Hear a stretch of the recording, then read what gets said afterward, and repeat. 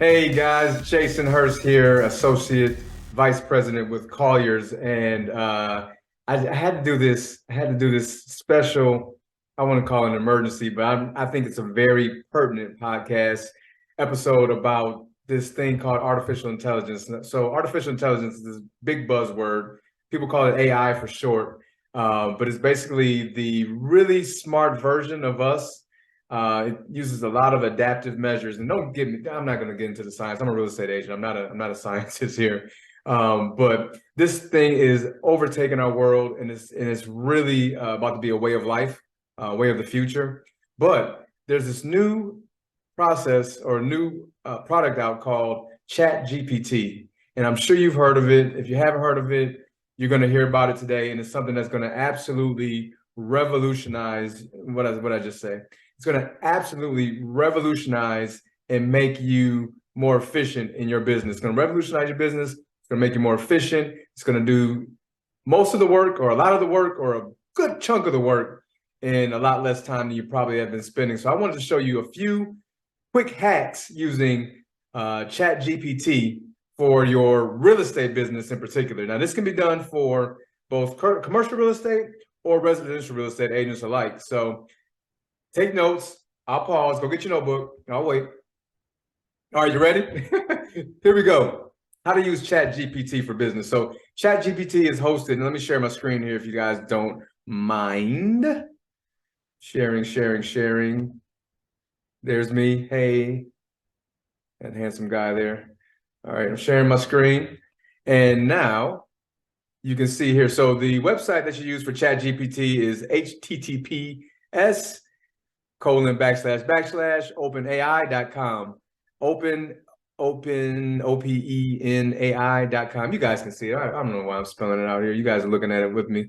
So I'll move this out the way. So you go here. Obviously, there's a paid version, which has a lot more capabilities. And I will say this, the only limitation that it has under the version that you get for free is that all of the data that you would want to pull from is limited to the year 2021. So it's not up to date. It's only up to date as of the year 2021. That will make sense a little bit more when I show you what it is capable of doing. And I accidentally hit a button, so I'm going to go back.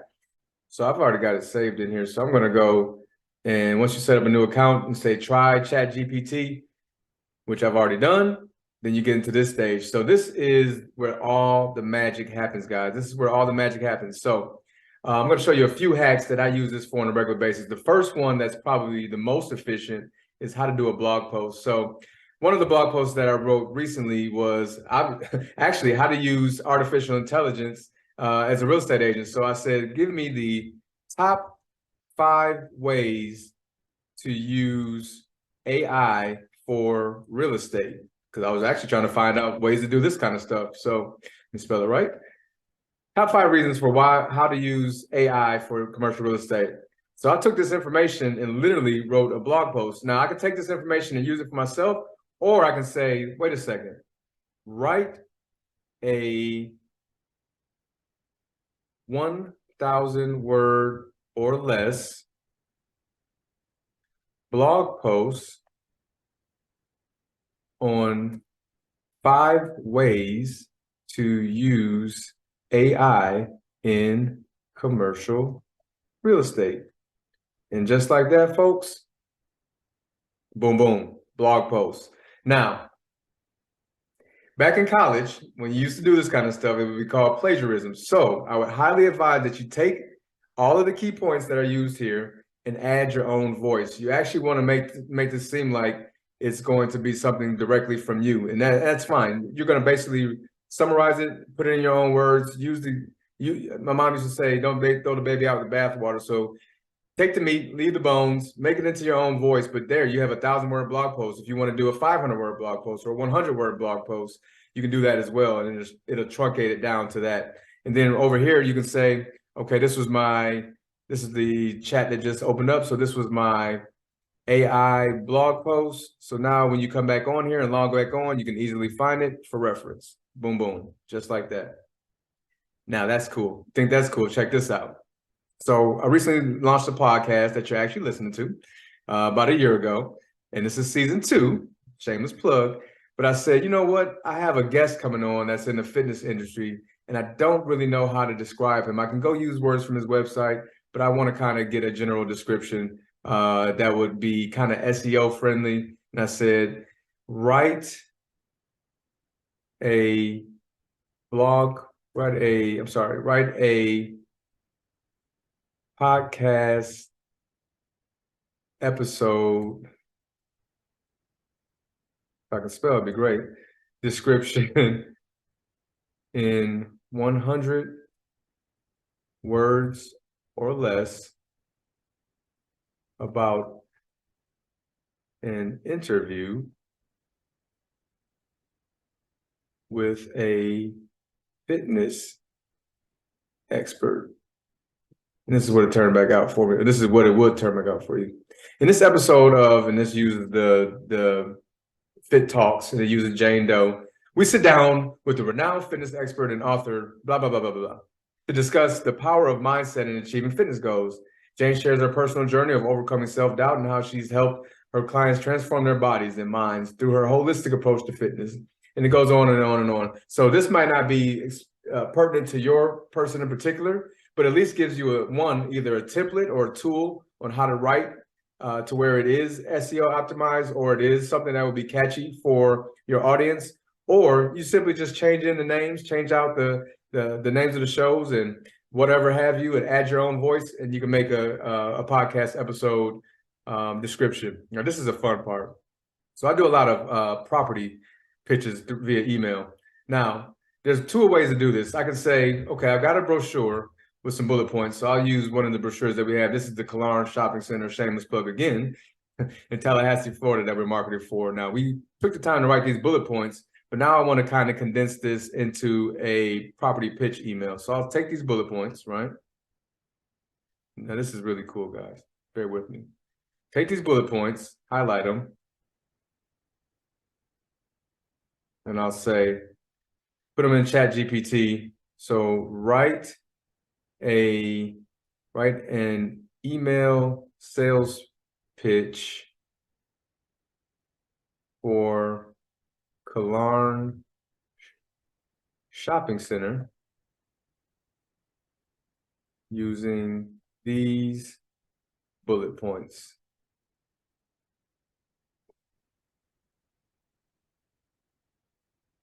Dear such and such, I wanted to bring your attention to an exciting opportunity at Kalaran Shopping Center in Tallahassee. Now, mind you, I didn't even give it all of this information here. It already pulled onto its database to get some of the information that I needed. And then it added all my bullet points into a cohesive email that makes sense, surprisingly. So if you take a second, I'll give you a second to read this email, but you can see it's pretty extensive. Now, if that's too long for you, you can tell it to condense it down to 100 words. So let's take that same approach, and let's see, we did write a email. So let's say we wanted, that's too long. Let's say we wanted it to be 250 words or less. So we'll take that same approach, and as I'll just copy and paste this, and then I'll put it in here, and I'll say, write an email sales pitch for Kalaran Shopping Center in 200 words or less using these bullet points. Same magic. So now, instead of using that long email that just generated, maybe that was too long for you. Now it's going to condense it down to 200 words or less into a prospecting email that you can now take and send to your team. You can save it to Outlook as a draft. My team, we use Google Docs for all of our pitches, so they can go there. But whatever have you, you can now send this email pitch out to several different people using Chat GPT. And now you can save that in here. You can call it Kalaran property pitch email. You can do that for all your properties and save them on here as chats as you see fit. Now, this is a really cool one too. So we use Salesforce as a CRM. If you're not using a CRM as a real estate professional, I don't know what to tell you. That's a whole nother podcast. So we use Salesforce. So I had a new member that came onto my team. Shout out to Olga Gasanova, if you ever get an email from her. I'm sure her parents did not mean for her name to rhyme like that. Olga Gasanova, I think it's pretty cool. But anywho, so we use Salesforce. So I wanted to write down a process because I kind of have it in my head, My team has it in their head. We're just rolling it out as a team. I've been using it for years, but I wanted to kind of break it down and go back in my mind and say, hey, how can I break this down to Olga in a way that she can use and use it to put new leads in Salesforce at any given time. So I literally said this: write a procedure for entering in new leads into the Salesforce CRM. Watch this, guys.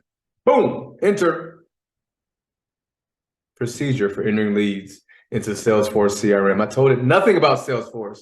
I told it nothing about a CRM. And here you go, a whole list on how to enter leads into Salesforce CRM. Gotta love it, man. Gotta love it. If you guys aren't using this, I mean, I don't know what to tell you. Here's a cool one too. So we get a bunch of articles that we're looking to summarize, or you may even have a book that you wanted to read, and you're like, look, man, I don't really have time to use to go read that book. And I'm reading about 2 or 3 other books now. So in particular, there's one book that we talked about today in a meeting that I was in called Crucial Conversations. Actually, let's do this. Tipping Point by Malcolm Gladwell. So write a summary of the key points of the book Tipping Point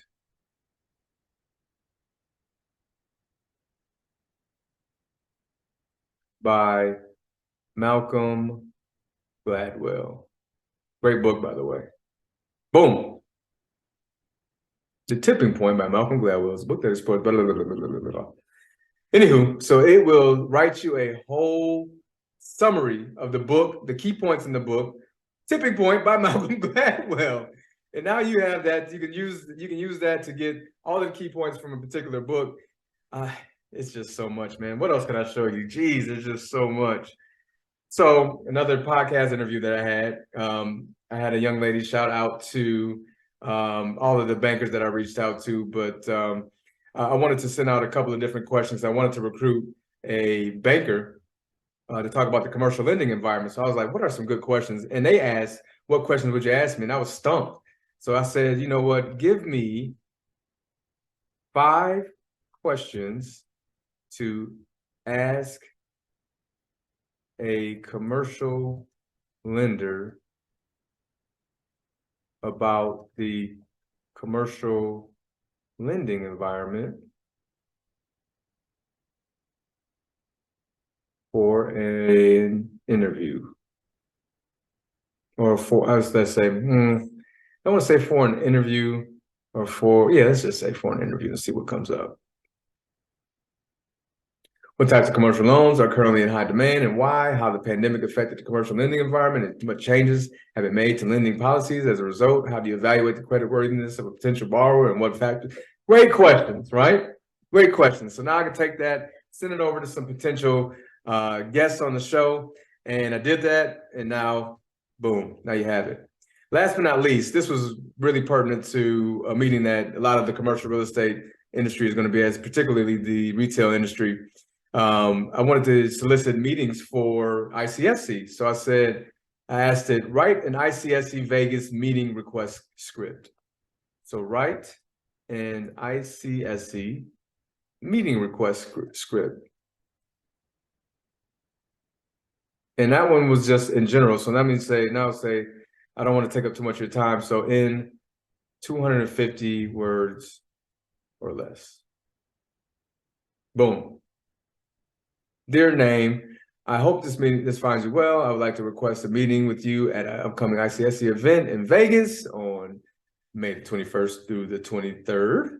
And then you can obviously tailor it to their company. You could tailor it to the subject matter, but it gives a nice, very professional way to address these individuals and request meetings at the show. Now, if you're a playful person and this is not a professional environment, you can also add different tonalities to the email. So you can ask that same request and say, do it in a professional manner, or you can say, do this in a playful tone. So let's just do it for giggles.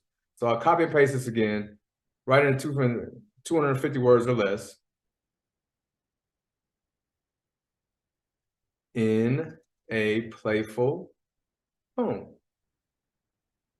So now instead of a professional way to reach out to them, you can do it in a more non-formal. I personally wouldn't do this unless you actually knew somebody, but now it says, "What's up?